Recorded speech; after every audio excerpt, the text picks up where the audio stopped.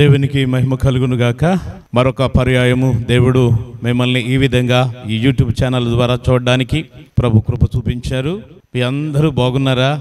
మీ అందరి కొరకు నేను ప్రార్థన చేస్తున్నాను. వ్యక్తిగతంగా మీ అందరూ కూడా బాగుండాలని, ఆరోగ్యంగా సంతోషంగా ఉండాలని నా అనుదిన ప్రార్థన అయ్యున్నది. అలాగే ఈరోజు మరొక అద్భుతమైన దైవ వాక్యాన్ని మీ ముందుకి తీసుకుని వచ్చాను. కాబట్టి ఈ వాక్యమును వింటున్న నీవు, నేను, మనందరము కూడా దీవించబడతాం, ఆశీర్వదించబడతాం. ఎందుకు అంటే పరలోకపు తండ్రి భూలోకానికి ఇవ్వబడ్డ ప్రేమ లేకే ఈ బైబిల్ గ్రంథం. పరమునకు ఎలా చేరాలి, ఈ భూలోకములో మనం ఎలా నీతి న్యాయములతో బ్రతకాలి అనేటువంటి దాని గురించే ఈ దేవుని యొక్క పరిశుద్ధ గ్రంథం. చూద్దాం. పరిశుద్ధ గ్రంథమైనటువంటి బైబిల్ నుండి ద్వితీయోపదేశ కాండము 7వ అధ్యాయము 6వ వచనాన్ని మనం చదువుకుందాం. చూడండి. నీవు నీ దేవుడైన యెహోవాకు ప్రతిష్ఠిత జనము. నీ దేవుడైన యెహోవా భూమి మీదనున్న సమస్త జనముల కంటే నిన్ను ఎక్కువగా ఎంచి నిన్ను తనకి స్వకీయ జనముగా ఏర్పరచుకును. గమనించండి, దేవుడు నిన్ను ప్రేమిస్తున్నాడు, నన్ను ప్రేమిస్తున్నాడు, ఈ దేశాన్ని ప్రేమిస్తున్నాడు, ఈ భూమి మీద ఉన్న ప్రతి జనాంగాన్ని ప్రేమిస్తున్నాడు అనడానికి ఈ వచనము ఎంతో శ్రేష్టమైనదిగా మనకి కనపడుతుంది.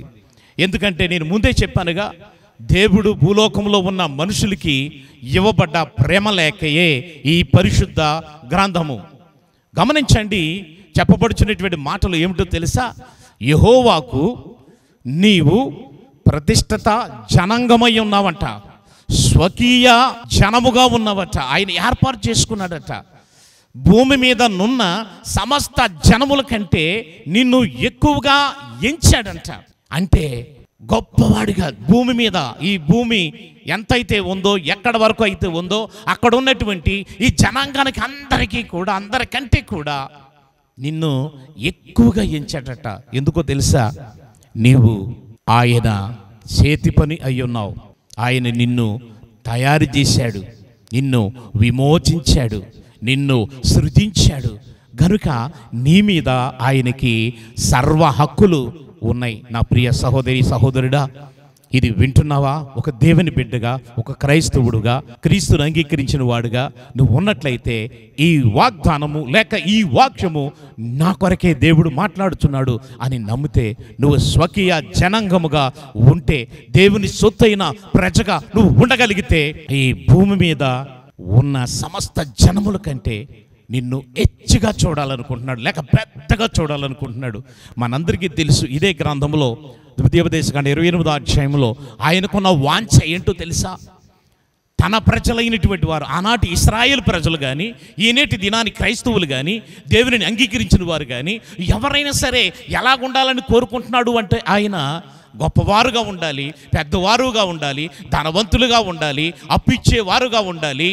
ఆయన ఎన్నో విధాలుగా ఆ అధ్యాయంలో చెప్తున్నాడు. ఎందుకు అంటే, నువ్వు బయటికి వెళ్ళేటప్పుడు దీవించబడాలి, లోనకు వచ్చేటప్పుడు దీవించబడాలి, ఎన్నో రకాలైనటువంటి ఆశీర్వాదాలు నీకు ఇవ్వాలని ఆయన నీ కోసం ఆయన ఎదురు చూస్తూ ఉన్నాడు. నా ప్రియ సహోదరి, సహోదరుడా, నువ్వు నమ్మితే చాలు, విశ్వాసం ఉంచితే చాలు. ఈ వాగ్దానాలు నా కోసమే, ఈ మాటలు నా కోసమే, ఈ ప్రేమ లేక ఆనబడినటువంటి బైబిల్ గ్రంథము నా కోసమే అని నువ్వు అనుకున్నట్లయితే, నీ ఇంటి ముంగటికి వచ్చి నీ ఆశీర్వాదాలు కృపరించబడతాయి, నీ తల మీదకు వచ్చి ఈ ఆశీర్వాదాలు కృపరించబడతాయి. నా ప్రియ సహోదరి, సహోదరుడా, జ్ఞాపకం చేసుకోండి, ఇక్కడ చెప్పబడుచున్నటువంటి మాటలు తనకు స్వకీయ జనాంగంగా ఏర్పరచుకును అని ఉన్నది. ఇదే 26వ అధ్యాయంలో ద్వితీయోపదేశ కాండంలో 19వ వచనంలో, తాను సృజించిన సమస్త జనములు కంటే నీకు కీర్తి, ఘనత, పేరు కలుగునట్లు నిన్ను హెచ్చించెదను. చూడండి, ద్వితీయోపదేశ కాండం 26:19లో ఎంత స్పష్టంగా నీ మీద ఉన్న ప్రేమ. నా ప్రియ సహోదరి, నువ్వు దేవుని బిడ్డగా ఉన్నావా, క్రైస్తవుడుగా ఉన్నావా, నీ మీద ఆయనకున్న వాంఛ. యెహోవాకు అనగా యేసుకు ప్రతిష్ఠిత జనముగా ఉన్నావట, తనకు స్వకీయ జనాంగంగా ఉన్నావట. అందుకని భూమి మీద ఉన్న జనములకు అందరికంటే హెచ్చుగా చేస్తానంటున్నాడు. అంతేకాదు 26:19 ఏమంటున్నాడో తెలుసా? తాను సృజించిన సమస్త జనముల కంటే నీకు కీర్తినిస్తాడట, ఘనతనిస్తాడట, పేరునిస్తాడట. నా ప్రియ సహోదరి సహోదరుడా, ఇది వింటున్నా నీవు ఒక్కసారి జ్ఞాపకం చేసుకో. ఇవన్నీ దేవుడు వాగ్దానాలు చేశాడు. ఆనాటి ఇశ్రాయేలు ప్రజలకి, ఈనేటి క్రైస్తవులకు, విశ్వసించిన వారికి, నమ్మిన వారికి, నువ్వు నిజంగా దేవుని బిడ్డగా క్రీస్తు ప్రభువును అంగీకరించినట్లయితే, రక్షణ పొందినట్లయితే, దేవుని బిడ్డగా నువ్వు ఉన్నట్లయితే, ఈ వాగ్దానం నీ కోసమే. దేవుడు నిన్ను హెచ్చించడానికి ఆయన సిద్ధంగా ఉన్నాడు, ఆశీర్వాదించడానికి సిద్ధంగా ఉన్నాడు, నీకు కీర్తిని ఘనతను ఇవ్వటానికి ఆయన సిద్ధంగా ఉన్నాడు. ప్రియ సహోదరి సహోదరుడా, నువ్వు నమ్ముతున్నావా? నువ్వు నమ్మితే ఈరోజే ఇది విశ్వసించు. ఆశీర్వాదిస్తాడు దేవుడు, దీవిస్తాడు దేవుడు, హెచ్చిస్తాడు దేవుడు, నీకు కీర్తినివ్వడానికి ఆయన సిద్ధంగా ఉన్నాడు. హల్లెలూయా. నీవు నీ దేవుడైన యెహోవాకు ప్రతిష్ఠిత జనమై యుందువనియు యెహోవా ఈ దినమున ప్రకటించును.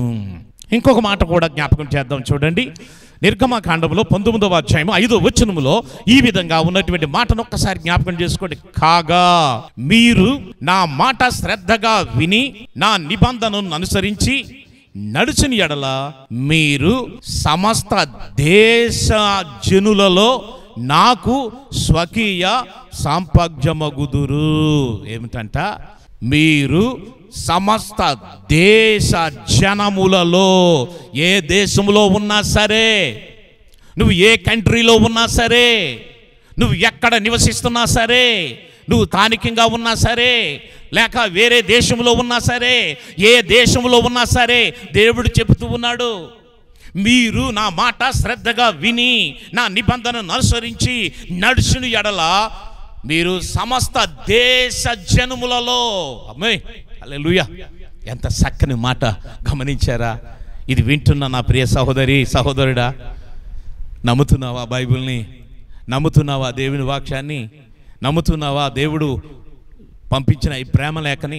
జ్ఞాపకం చేసుకో, దేవుడు ఎప్పుడు కూడా నువ్వు కిందవాడుగా ఉండడానికి ఇష్టం లేదు. నువ్వు అప్పిచ్చేవాడుగా ఉండాలని, నువ్వు ధనవంతుడిగా ఉండాలని, నువ్వు పైవాడుగా ఉండాలని, నువ్వు గొప్పవాడుగా ఉండాలని, మంచి కీర్తి ఘనతలు నీకు ఉండాలని ఆయన కోరుకుంటున్నాడు. నా ప్రియ సహోదరి సహోదరుడా, జ్ఞాపకం చేసుకో. ఇప్పుడే ఆయన మాటలు అంగీకరించు, ఆయన మాటలు గాయకును, ఆయన మాటలు శ్రద్ధగా విను. ఈ మాటలు నమ్మాను, అందుకనే నేను ప్రకటిస్తున్నాను. ఈ మాటలు నేను విశ్వసించాను. బైబిల్ని నాకు పంపించిన ప్రేమ లేఖ అనుకుంటున్నాను. నా రక్షణ కోసం ఇచ్చినటువంటిది, నా భవిష్యత్తు కోసం, నా ఆరోగ్యం కోసం, నా సంతోషం కోసం, నిత్యరాజ్యం కోసం, పరలోక రాజ్యం కోసం, ఈ లోకంలో జీవిస్తూ పరలోకంలో పరలోకానికి నేను ఎలా వెళ్ళాలో నేర్పించేదే ఈ బైబిల్ గ్రంథం.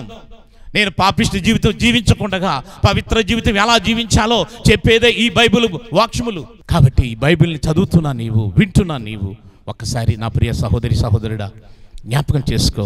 ఇప్పుడే నువ్వు జ్ఞాపకం చేసుకో, ఇప్పుడే అంగీకరించు, ఇప్పుడే మోకరించు. తండ్రి, నీవిచ్చిన ఈ బైబిల్ అనే ఈ ప్రేమ లేఖ నా కోసం పంపించావయ్యా. ఇందులో ఉన్న ప్రతి మాట నా కోసం, నా కుటుంబం కోసం, నా దీవెన కోసం, నా రక్షణ కోసం, నా పరలోకం కోసం అని ఒక్కసారి విశ్వసించు. చివరిగా ఇంకొక మాట, ఉపదేశకాండం 14:2 ఈ విధంగా ఉంది. ఎలయనగా నీ దేవుడైన యెహోవాకు నీవు ప్రతిష్ఠిత జనము, మరియు యెహోవా భూమి మీద నున్న సమస్త జనములలో విశేషముగా తనకు స్వకీయ జనమగునట్లు నిన్ను ఏర్పరచుకును. విశేషముగా నిన్ను ఏర్పాటు చేసుకున్నాడట. విశేషమైనటువంటి జనాంగము, ఒక ప్రత్యేకమైన జనాంగము. అట్టి రీతిగా నీవు పిలువబడ్డావు. కాబట్టి జ్ఞాపకం చేసుకో, విశేష అనేటువంటి మాటలు ఎక్కడ కనపడవు. విశేషముగా ఆయన ప్రతిష్ఠించుకున్నాడంటే నీకు ఒక ప్రత్యేకతనిచ్చాడు. కాబట్టి రా, ఈ చెప్పబడిన ఈ ఆశీర్వాదాలన్నీ సొంతం చేసుకో. అలాంటి కృపతో దేవుడు నిన్ను, నీ కుటుంబాన్ని ఆశీర్వాదాలతో నింపునుగాక. చిన్న ప్రార్థన చేద్దాం. ప్రేమగల తండ్రి, నీకు వందనాలు, స్తోత్రాలు చెల్లిస్తూ ఉన్నాను. ఈ సమయంలో మా ప్రభువా, ఇదిగో భూమి మీద ఉన్న సమస్త జనముల కంటే నిన్ను ఎక్కువగా ఎంచాను అంటున్నావు. కీర్తి ఘనత పేరు కలగజేస్తానన్నావు. అలాంటిది ఈనేటి దినాన్ని ఇది వింటున్న నా ప్రియ సహోదరుడిపైన, సహోదరిపైన, కుటుంబాలపైన సమృద్ధిగా ఇమ్మని యేసు నామములో ప్రార్థిస్తున్నాము తండ్రి. Amen, amen. God bless you. దేవుడు మిమ్మల్ని అందరినీ కూడా దీవించి ఆశీర్వదించునుగాక. ఈ మాటలు లేక ఈ వీడియోను ఇతరులకు షేర్ చేయండి. అలాగే సబ్స్క్రైబ్ కూడా చేయవలసిందిగా ప్రభు పేరిట తెలియజేస్తున్నాను. దేవుడు మిమ్మల్ని అందరినీ దీవించును గాక. మిమ్మల్ని అందరికీ నా హృదయపూర్వకమైన ధన్యవాదాలు.